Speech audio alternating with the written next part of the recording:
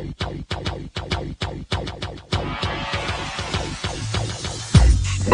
to the Odds Breakers, number one place for shared, sharp betting information.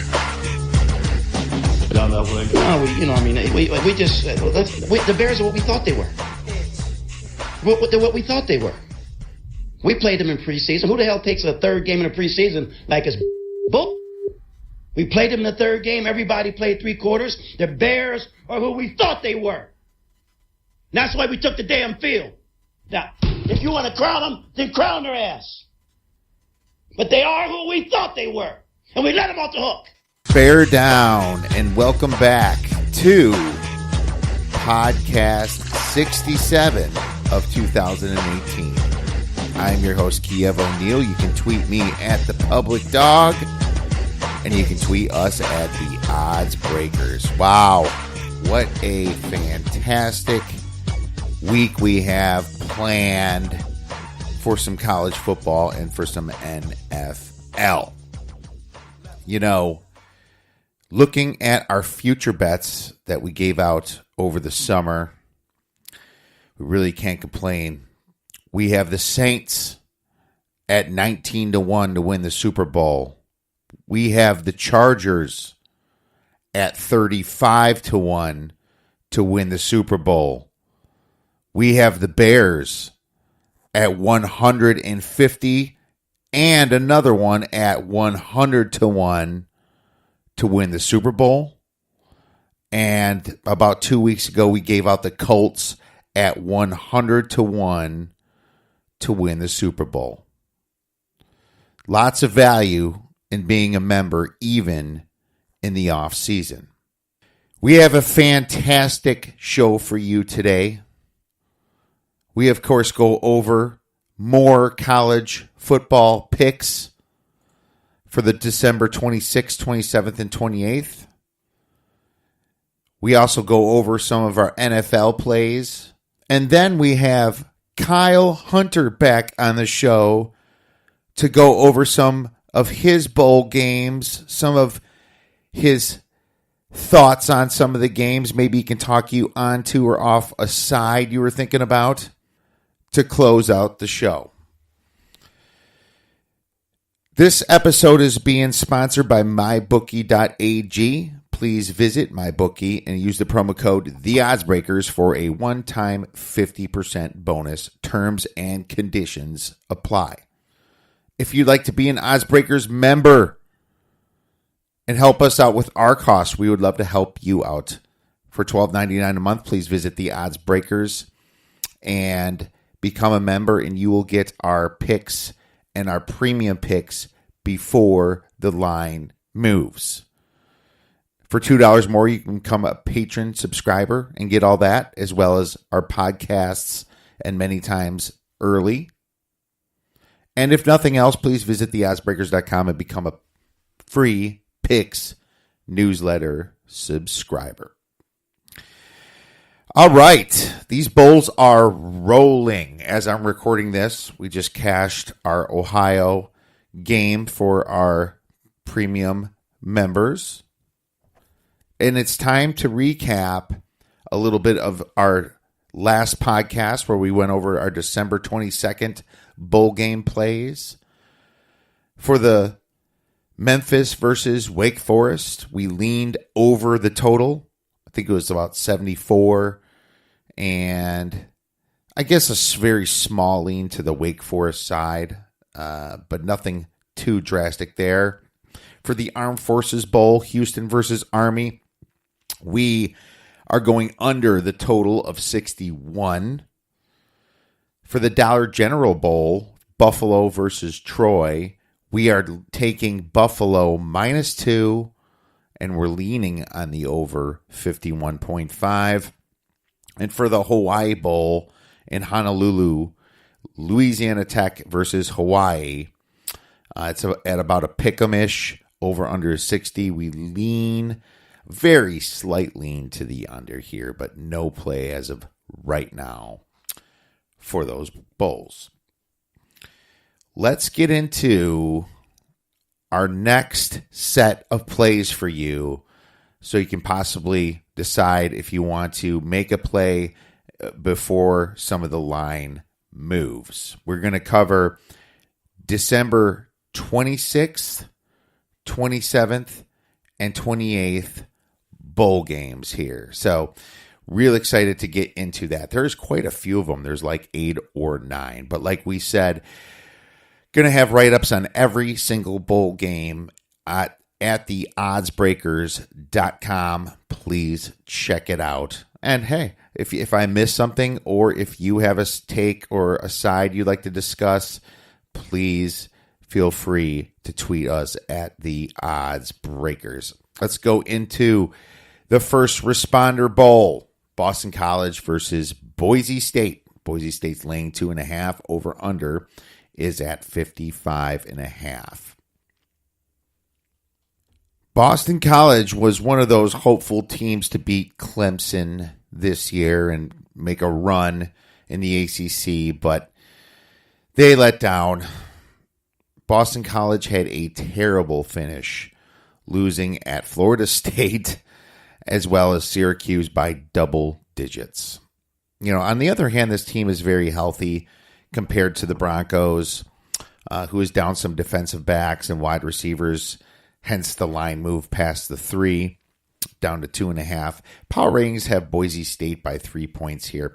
Being that these teams are from some very different conferences and different side of the country, I think that it's kind of pointless to run the numbers through the algorithm here and go by that or lean by that. What I do see is that Boise State relies much more on the pass than Boston College.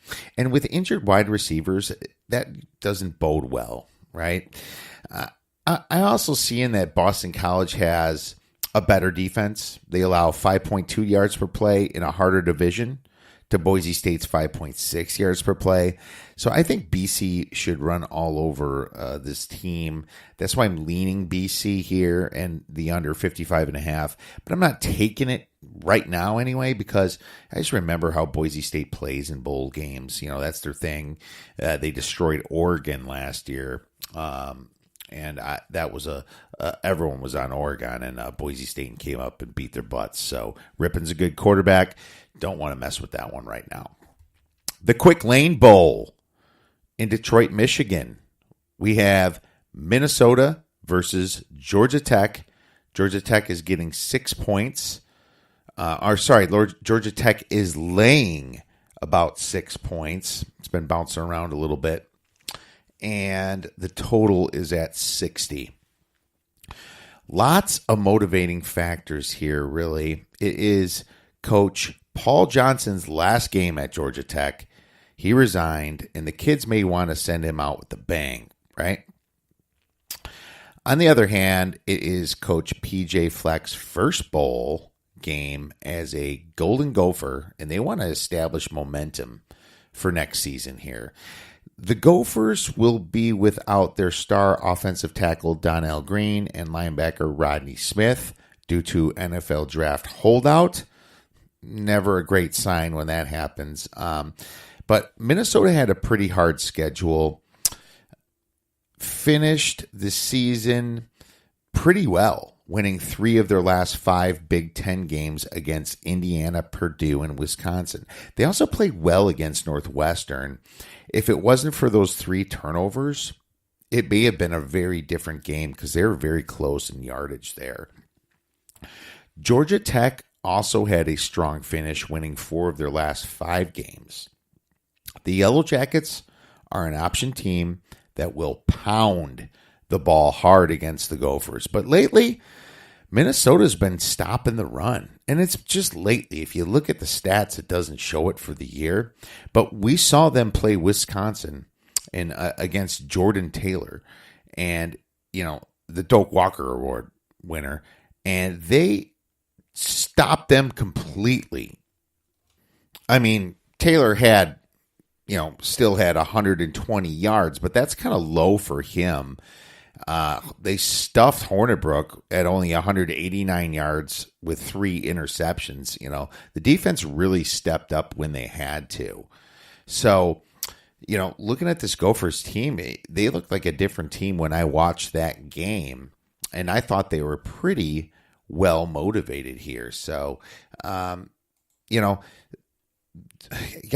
give it up to them. They took the axe back, right?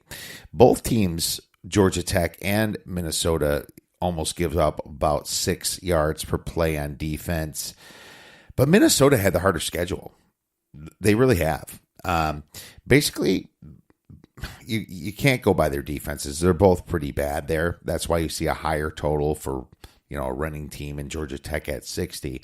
If the Gophers can play the way they did against Wisconsin, then I think they actually have a shot at winning this one. They have a stud receiver, and it just seems like the last part of the season, since they got their butts kicked at Illinois, they all of a sudden something snapped and they've been doing pretty well. I like PJ Fleck.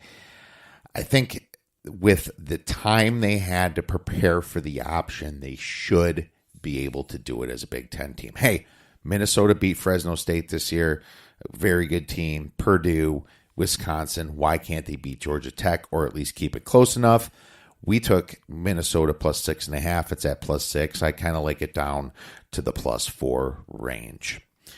The Cheeze-it Bowl, Phoenix, Arizona. Cal versus TCU. It's about a pick'em, and the total is at about 40.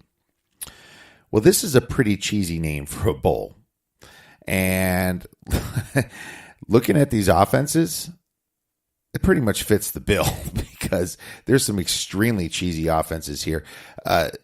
Cal versus TCU, you wonder if they're even going to score.